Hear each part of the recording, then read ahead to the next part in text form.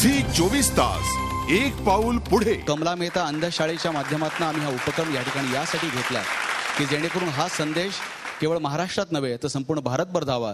कारण अंध विद्यार्थ्यांना स्पर्शातून मिळणारी अनुभूती हे डोळस माणसांपेक्षा अनेक पटीनं समृद्ध करणारी असते.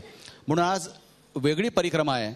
आज अंध विद्यार्थी डोळस माणसांना शपथ देणार आहेत की तुम्ही कशा पद्धतीने तुमचा भविष्यातील सण आणि उत्सव साजरे करा. मी सर्व सन्माननीय डोळस महोदयांना विनंती करतो त्यांनी या ठिकाणी उभं राहून ही शपथ घ्यावी. आम्ही आज संकल्प करतो की या वसुंधरेचे रक्षण करते जबाबदार नागरिक म्हणून वसुंधरेतील सर्व उत्सव पर्यावरण स्नेही साजरे करू. आम्ही विविध सण उत्सवाच्या निमित्ताने आपला आनंद व्यक्त करण्यासाठी पर्यावरणाला धोका पोहोचेल असे कोणतेही व्यक्तिगत अथवा सामूहिक कृत्य करणार नाही. ही सुजलाम सुफलाम वसुंधरा मानवाला ईश्वराने वरदान म्हणून बहाल केली आहे. आपण सारेजण तिचे रक्षक आहोत, भक्षक नव्हे.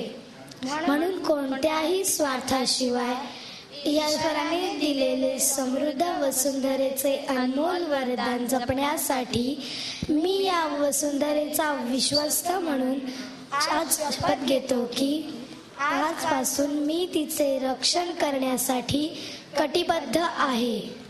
धन्यवाद. सगळ्यांना विनंती आपण स्थानापन्न व्हावं.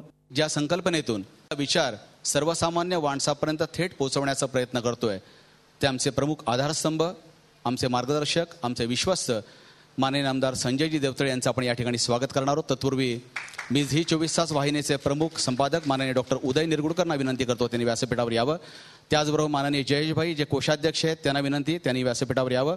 आणि त्यांच्याबरोबर सुपर्णा असगावकर ज्या संचालिका या अंध विद्यालयाच्या आहेत त्यांनाही विनंती त्यांनी कृपया व्यासपीठावर यावं.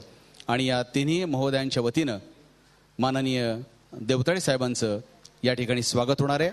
आणि टाळ्यांच्या गजरामध्ये आपण त्यांचं स्वागत करूया. आणि तिन्ही मान्यवरांना विनंती करतो त्यांनी देवतळे साहेबांचं या ठिकाणी आदरपूर्वक स्वागत करावं. सर, आपल्यामुळे आपण अनेक उपक्रम चांगल्या पद्धतीने या राज्यामध्ये करतोय आणि पर्यावरण आणि सांस्कृतिक दोन्ही खाती आपल्याकडे असल्यामुळे खऱ्या अर्थाने सांस्कृतिक रंग आमच्या पर्यावरणामध्ये सातत्याने येतात.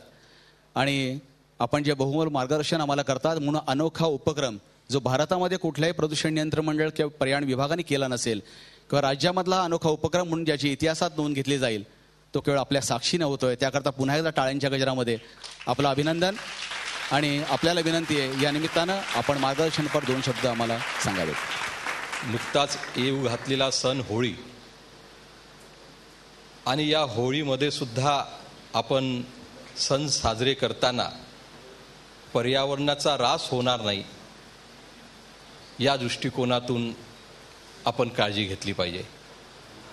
पर्यावरणपूरक नॅचरल कलर हे आपल्यामध्येच आहेत आणि त्या दृष्टिकोनातून आपण या होळीला पर्यावरणपूरक सण म्हणून साजरा केला पाहिजे.